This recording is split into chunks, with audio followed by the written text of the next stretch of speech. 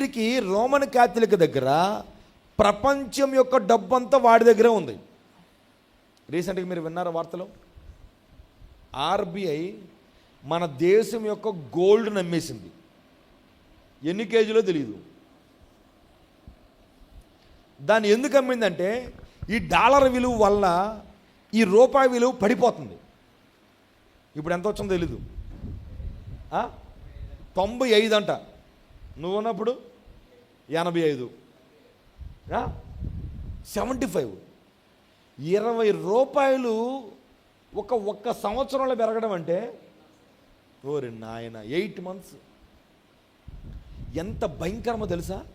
వీళ్ళు అనుకున్నారు, ఒరే ఇక రూపాయి విలువను మనం బెచ్చడం అయ్యేది పెట్టలేదు. మన్మోహన్ సింగ్ టైంలో ఆయన నిలబెట్టాడు దాన్ని. ఆయనేమో పిచ్చోడ్లాగా చేశారు ఆయన్ని, కానీ ఆర్థిక వ్యవస్థను నిలబెట్టినోడు ఆయన. ఈరోజు మోడీ వచ్చి ఆర్థిక వ్యవస్థని అనగొట్టి పడేశాడు. ప్రపంచం విషయంలో మన వాల్యూ ఇలా పడిపోయింది. ఇప్పుడు 8 నెలల్లో 20 రూపాయలు అసలు పెరగడం అంటే మామూలు విషయం కాదు. వీళ్ళు ఎలాగైనా సరే దీన్ని ఆపాలంటే ఎవ్వడికి చెప్పకుండా బంగారాన్ని నమ్మారు. చివరికి ఎంత పెరిగింది తెలుసా? పాయింట్, 1 పాయింట్ పెరిగిందంట. ఇప్పుడు 95 రూపాయలకు వచ్చింది కదా, అంత బంగారాన్ని నమ్మితే ఇప్పుడు తగ్గింది ఎంత అంటే 1 రూపాయి తగ్గిందట. అది మన పరిస్థితి. ఇంత కారణం ఏంటంటే, ఎందుకు ఈ విషయాలను చెప్తున్నానంటే, ఈ రోమన్ క్యాథలిక్ దగ్గరే ప్రపంచం యొక్క డబ్బు అంతా ఉంది. ఇప్పుడు ఏదైనా మిగులు ఉన్న డబ్బు ఎవరి దగ్గర ఉందంటే అది యూదుల దగ్గర ఉంది. అది కూడా అమెరికాలో వాల్ స్ట్రీట్ దగ్గర అందరూ యూదులే ఉంటారు. ప్రపంచం యొక్క చాలా బంగారము, దాని యొక్క బాండ్లన్నీ కూడా ఈ యూదుల దగ్గర ఉన్నాయి.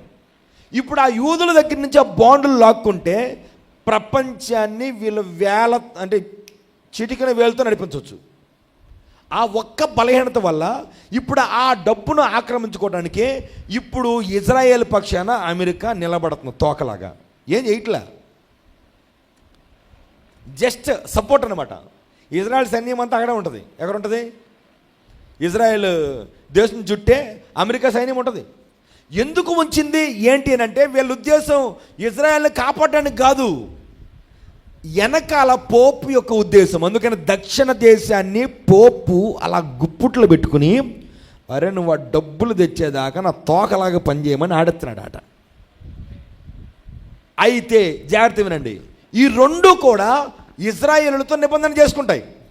నిబంధన చేసుకున్న తర్వాత ఎప్పుడైతే బాండ్లు వీళ్ళ చేతికి వస్తాయో వెంటనే ఆ అనుదిన బలిని నిలిపివేసి, ఆ నిబంధనను కొట్టివేసి, ఇక అక్కడ మరలా హేయమైన దాన్ని కూర్చోబెట్టడమే ఈ దక్షిణ దేశం యొక్క ప్రభావం. అది ఆమేన్ చెప్తారా? వింటున్నారా? అర్థమవుతుందా? ఏం చేద్దాం, కొన్ని అధ్యాయాలు చెప్పాలంటే చరిత్రలు చెప్పకుండా పని అవ్వదు. ఇది మనం అర్థం చేసుకోవాల్సిందే. ఎందుకంటే మనకు కూడా అదే జరుగుతుంది. అనుదిన బలి నిలపడం అంటే ఏంటి? ఉదాహరణ చెప్తా.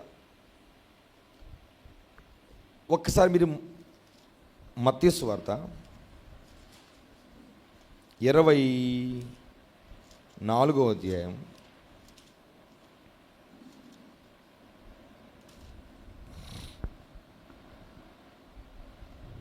15వ వచనం. 15వ వచనం. కాబట్టి ప్రవక్త అయిన దానియేలు ద్వారా చెప్పబడిన, ఎవరు చెప్పారు? ఇది ఎవరు చెప్పారు? దానియేలు అని చెప్పింది. ఎక్కడి నుంచి చూస్తున్నాడు దానియేలు? ఉన్న దానియేలు కాలంలో కాదు, దానియేలు మన కాలానికి వచ్చాడు.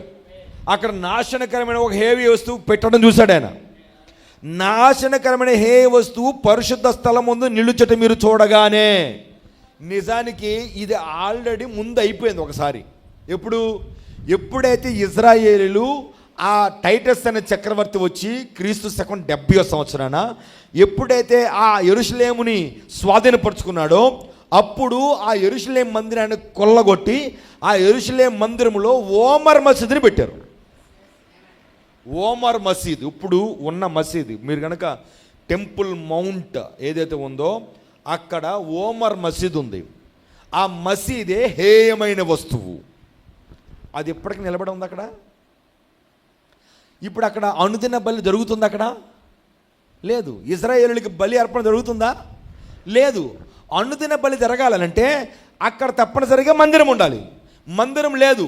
వాళ్ళు 3వ మందిరం కోసం ఎదురు చూస్తున్నారు. వాళ్ళు ఆ 3వ మందిరం ఎప్పుడైతే కట్టబడుతుందో అప్పుడు అనుదిన బలి స్టార్ట్ అవుతుంది. ఇప్పుడు ఈ అమెరికా రోమన్ క్యాథలిక్ ఈ రెండు కలిసి ఇప్పుడు ఇజ్రాయేల్ దగ్గరికి వెళ్ళి ఎందుకని మంతనాలు జరుపుతున్నాయి అని అంటే, ఏ విధంగా అయినా వాల్ స్ట్రీట్లో ఉన్న బంగారం యొక్క బాండ్లు వీళ్ళు స్వాధీనపరుచుకుని మేము మీకు మందిరాన్ని కట్టిస్తాం అని చెప్పడానికి. అందుకనే పోయినసారి లాస్ట్ టైం ట్రంప్ వెళ్ళినప్పుడే ట్రంప్ ఇజ్రాయేలు యొక్క మందిర నమూనాను చూపించాడు. గుర్తుందా లేదా? ఇవన్నీ చరిత్రే. వాడు ముందు ఇదిగో ఇజ్రాయేల్ యొక్క మందిరం ఇలా ఉంటుంది, నమూనా ఇది మేము కట్టబోతున్నాం అని. అప్పటిదాకా ఇజ్రాయేల్ దేశానికి యెరూషలేం అనేది దాన్ని ఏమంటారు, దాన్ని యెరూషలేం అనేది క్యాపిటల్ సిటీ కాదు.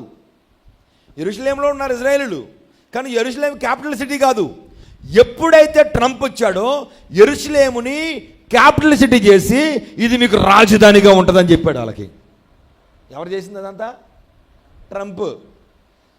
వీళ్ళ ప్లాను మీరు అనుకున్నట్లు అబ్బా క్రైస్తవులకి ఎలా ఉంటుందంటే, ప్రవచనం నెరవేర్చబడబోతుంది, అమెరికా ఎంత సపోర్ట్ చేస్తుందో ప్రపంచమంతా. అప్పుడు ట్రంప్ గెలిచినప్పుడు మొన్న క్రైస్తవ ఓట్లతో అబ్బా ఇప్పుడు ప్రపంచాన్ని క్రైస్తవ దేశంగా మారుతానన్నాడు. మారచట్లా. ఏమన్నా చూస్తున్నారు మీరేమన్నా? ఆడికెళ్ళి అడగండి, యేసుక్రీస్తు తెలుసా అని అడగండి, ఒక్కడు కూడా మాకు తెలియదు అంటాడు వాళ్ళు. పోయినసారి అగ్నితో ఆ లాస్ ఏంజల్స్ పట్టణం కాలుతున్నప్పుడు ఎందుకు ఇలా జరిగిందో మీకు తెలుసా అంటే, తెలుసు వాళ్ళకి. యేసు ప్రభుకి 0 మార్కులు వేశారాడ.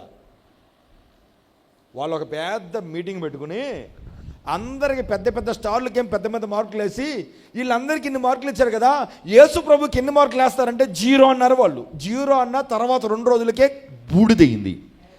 ఎవడైతే అక్కడ మార్కులను కొట్టుకున్నారో వాళ్ళ ఇల్లు ఒక్కడు కూడా లేవు, బూడిదైని. 10,000 కోట్లు అంటండి ఒక ఇల్లు. ఎంత? 10,000 కోట్లు. 1 కోటి ధర మనకు 5-6 లక్షలు ఉంటే ఇల్లు అయిపోతాడ. కానీ ఆడ ఇల్లు కట్టాలంటే ఎంత కావాలి?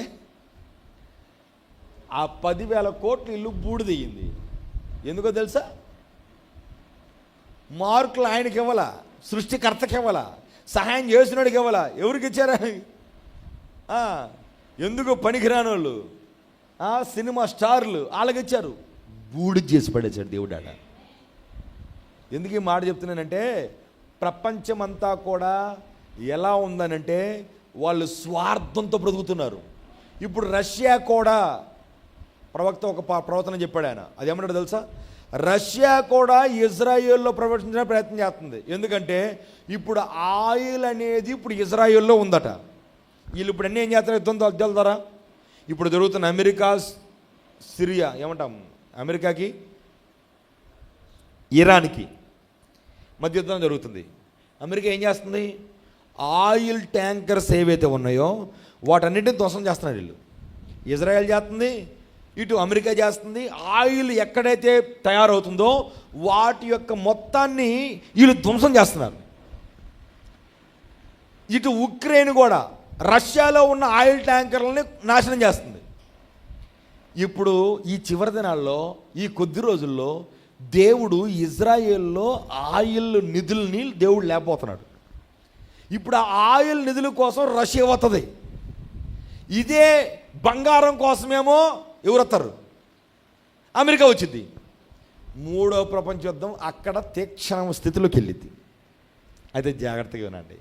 వీళ్ళ ముఖ్య ఉద్దేశం ఏంటంటే అనుదిన బలిని నిలిపివేయుట. ఇంకొంచెం నేను మన దగ్గర రానా చెప్పొచ్చా? ఇప్పుడు రోమనిజం లేచిందేట. ఈ రోమనిజం పని ఏంటి తెలుసా? క్రైస్తవ్యములో రోమనిజం. ఈ ఇజ్రాయెల్ ఎక్కడ పనిచేస్తున్నాయి? ఇప్పుడు క్రైస్తవానికి వ్యతిరేకంగా పనిచేస్తున్నాయి. ఈ రోమనిజం అనేది ఉద్దేశం ఏంటి తెలుసా? అనుదిన బలిని నిలిపివేయడం దాని పని. అదేంటయ్యా, ప్రపంచమంతా అన్ని సంఘాలన్నీ ఏకమైపోయినాయి కదా. WCC ఏంటంటే ప్రపంచ సంఘ సమైక్య కదా. అసలు కింద ఉన్నదే ఆ పాదములే రోమన్ క్యాథలిక్ ప్లస్ అన్ని డినామినేషన్లు కదా. మరి